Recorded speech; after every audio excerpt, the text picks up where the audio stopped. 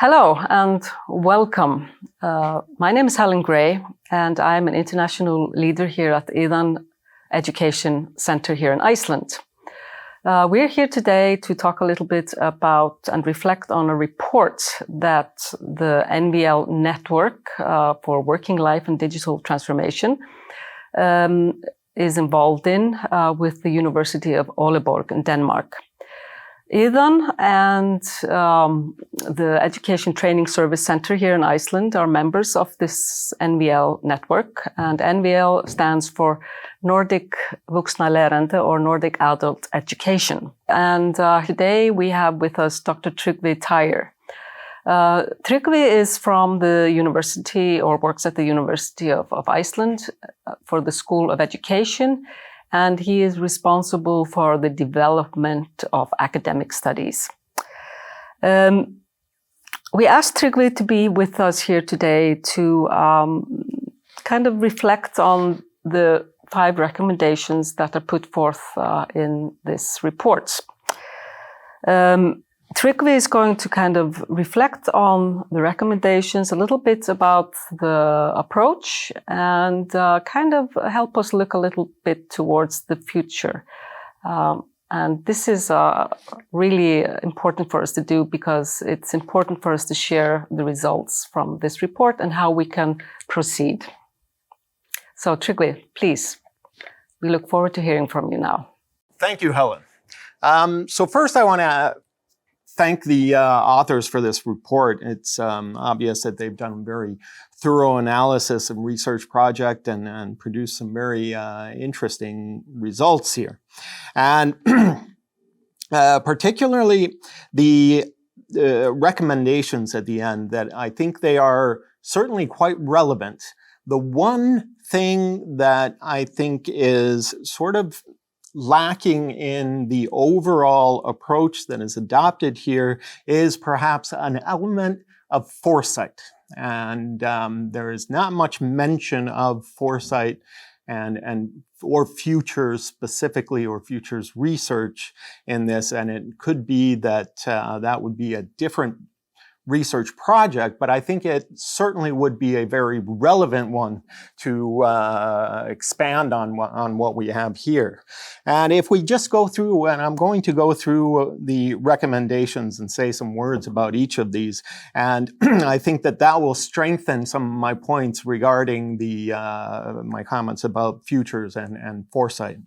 And if we take the first recommendation, implementing timely slowliness, and this is something that we've certainly heard before, but my concern here is that the changes that we are dealing with in terms of the workforce skills needs, etc., is really driven by increasingly rapid change. And in many cases, there's simply not an opportunity for timely slowness, that the skills that are needed very quickly or very soon.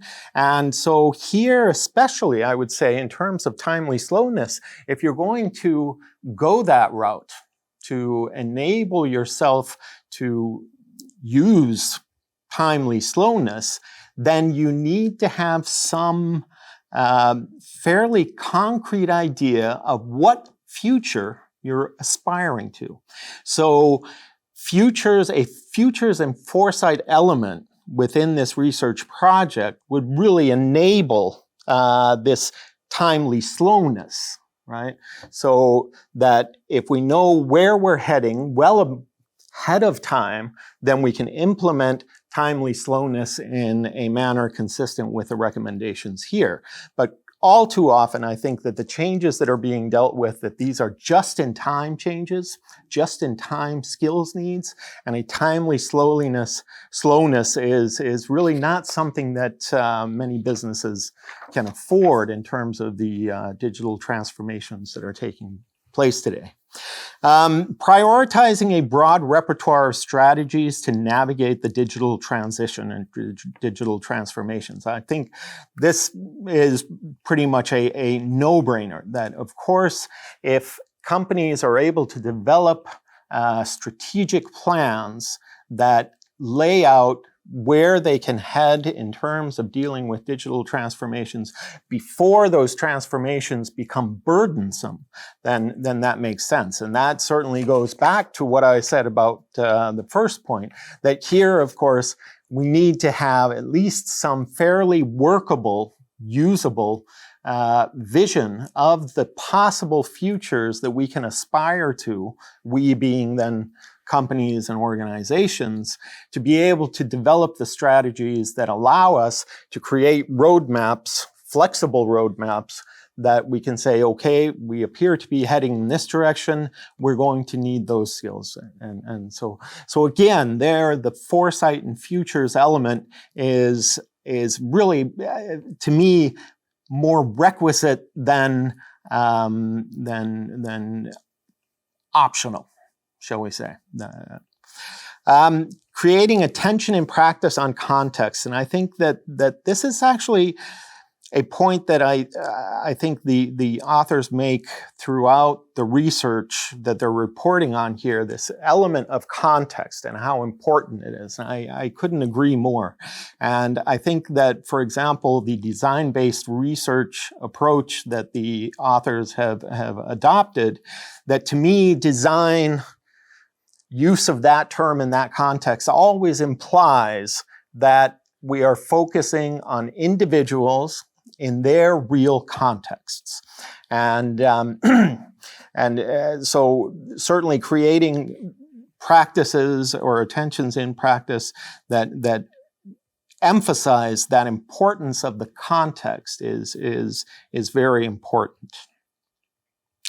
Now, in the next recommendation, I think we get to a somewhat difficult and problematic theme. Now, this is the one about including the workforce's forms of knowledge as legitimate.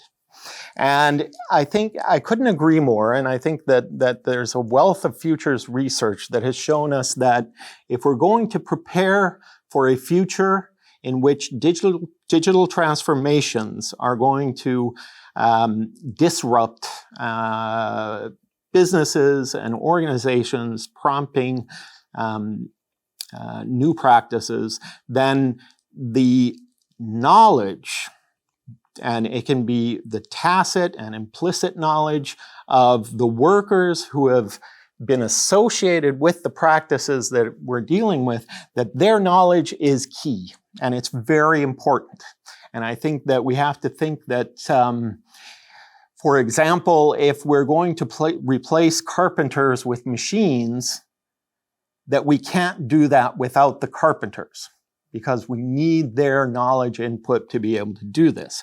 But therein lies really the issue and the problem, the challenge, if we may, that we are essentially asking for people's knowledge in order to be able to replace them with machines.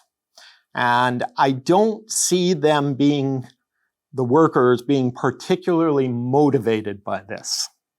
And one can very easily see situations arise where they simply might refuse. And this is documented in some research, and certainly in educational research where I do most of my work, that we see, for example, how teachers will often place great importance on elements of the subjects that they teach in order to not have them done away with in the educational system, because to the teacher, it's essentially saying, you're not as important now as you were. And so I think that this question, or this recommendation of including the workforce's forms of knowledge in digital transformation, that we need to think about how we do this, because that has to be, I think, a very diplomatic method that we employ there, and something that certainly legitimates the workers, knowledge, but still doesn't rob them of their sense of self-worth. So there's an ethical challenge there, and there's also a strategic challenge. And I think that one of the things that we have to consider, especially in terms of this kind of recommendation, and when working with the workers, is we have to think about where their place in the post-transformation future will be. And we have to be able to make that quite concrete to them to be able to solicit their help in achieving those transformations. So the last recommendation regarding the competence development courses with courses on context understanding, that I see this very much in relation with the previous recommendation on context, that here again, of course, context is very important, and I think that that this is certainly on par with the overall conclusions of the research report. But again, here I think that we have to think in terms of the workers' futures. That essentially, when we are talking about upskilling with workers, then we have to think about this in terms of not just upskilling them within their present employment context, but what sort of future context they are preparing themselves for. And so again, here I get to the element of the futures and the foresight. And this is, again, sort of finally, that one of the things that I think would strengthen this research tremendously is if there was an element of some sort of foresight and futures research to reinforce and support some of the recommendations being made here. And I think that that there's certainly room for it within the research project. And I would certainly recommend to the researchers that they consider how they might be able to develop the vignettes that form part of the outcomes of the research as scenarios, forward-looking scenarios that can be examined in greater detail in a participative manner. Then we're talking about organization leaders and workers to explore what are the possible futures that digital transformations are opening up for us, and what are the ones that are worth pursuing. Because when we start talking about the future, we always have to be sort of aware that from our current point of reference, that there is no one single future, but rather numerous possible futures. And it's up to us maybe to employ our facilities or faculties for foresight to be able to choose the futures that best align with what we want in our future. And as I say, the recommendations here are very forward-looking. And so I think some element of that foresight would strengthen what we have here rather than anything else. Thank you, Tryggvi. This was, I think, really interesting, and you kind of led us through these 5 steps and a little bit about the approach. What I take away from this is that time is essential. We need roadmaps. The element of context in practice is really, really important. And that the knowledge and the competences of the workers is totally essential for any transformation. But it's a very, very fine line. And I think that is really of interest, the way you approach this.